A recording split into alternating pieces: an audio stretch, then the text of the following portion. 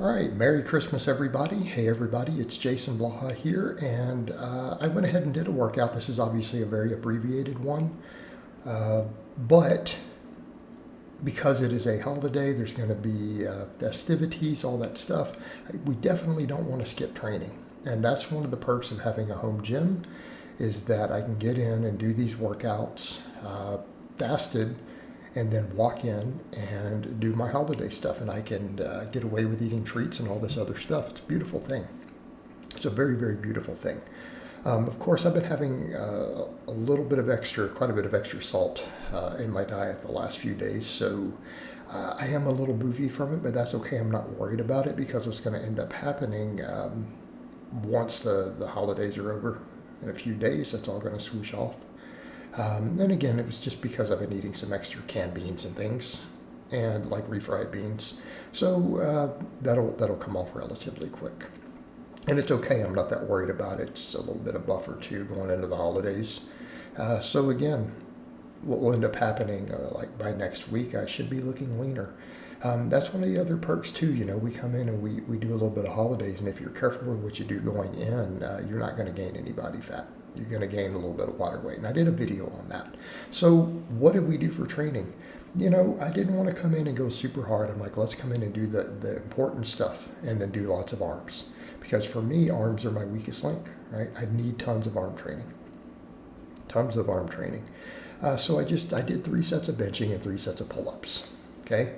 And I'm going to mess with this cambered bar a little bit, and it's always interesting. I get people who are like, oh, you're not adding range of motion. I'm like, other than I know exactly how far my bench stretches, and this is, for me, approximately half an inch to an inch more range of motion.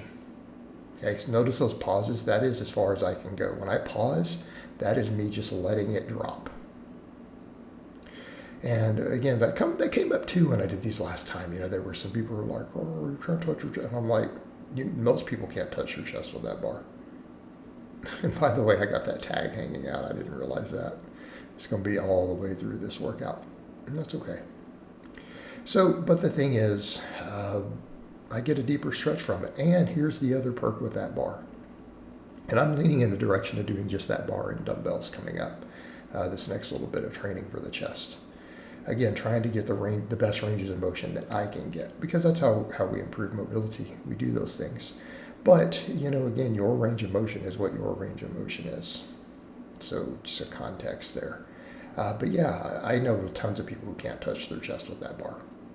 It's still deeper than the straight bar. That gives an advantage. Now, some people will say, well, does that matter? Is it really helping? Okay, here's the other thing to think about. Why do we always have to pause on the pause bench? Why do I tell people you are shortchanging chest if you touch and go with a barbell? Because it gives you a little bit of bounce. Okay? It's still going to create some external force, and your chest is getting shortchanged. That is one of the big differences with this bar. You can get a stretch reflex. So if we're going half an inch deeper and we're still not touching the chest, half inch to an inch, what does that mean for the stretch reflex? We're able to initiate a very large stretch reflex in the pectorals. Because last time I used that bar, I had chest stomps. So, something to be said for that. Now, also the question of, does it carry over? Absolutely.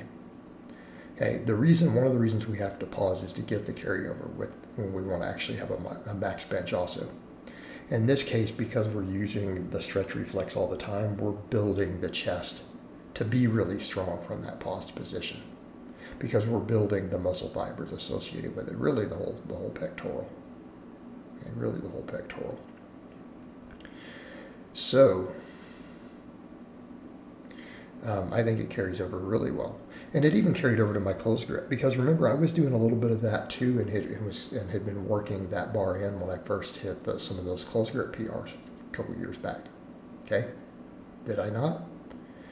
I felt it was a factor. It was mostly just tricep work and stuff like that, bar, a little bit of floor pressing. But, you know, I had been doing a relatively short phase with that bar, and then I hit those PRs. I think it was a factor. So I'm actually curious to see kind of how it'll do if I use it as a primary hypertrophy modality. I almost want to mess with that bar for some back squats too. we get over into the point of, well, you can't load that much weight on it as a safe limit of 600. Yeah, that's true. We really think I'm going to do sets of 10 with 600 pounds on a squat? Yeah, I don't think so. I think I'm good. I want to see how it feels though. If it'd be nice on the shoulders. If it is, I might work some back squatting back in. All right, after that, what did we do? Sets of 15 on Skullcrushers and dumbbell curls. I like the dumbbell curls. And don't get me wrong, I like the straight bar too. But again, just trying to work the different angles. I may almost mess with the easy bar in the dumbbells. Right? I feel like the dumbbells really do a lot. In terms of just when I'm really, really feeling a lot of bicep activation, I like dumbbells. Also, yesterday I did a bunch of just, in between while working at my desk, I did a bunch of plate curls with 10-pound plates. And that's something I might work in also. I mean, really, I need a lot more bicep. Yeah, I say the long head of the tricep, but I'm getting all that long head work. At the end of the day, I still need more bicep. I've always done tons of tricep work. My biceps have gotten the least work, so let's prioritize them a little bit. Okay? Prioritize them a little bit. Yeah, as you guys can see, obviously, the extra sodium and stuff a little thicker in the midsection, but it doesn't really look fatter, though. I'm just thicker. I feel like I'm holding a little, extra water internally and stuff from it. And that's okay. I'm not that worried about it. It's kind of the holidays, and as long as I keep the diet reasonably on point, I think I'll be in a good place.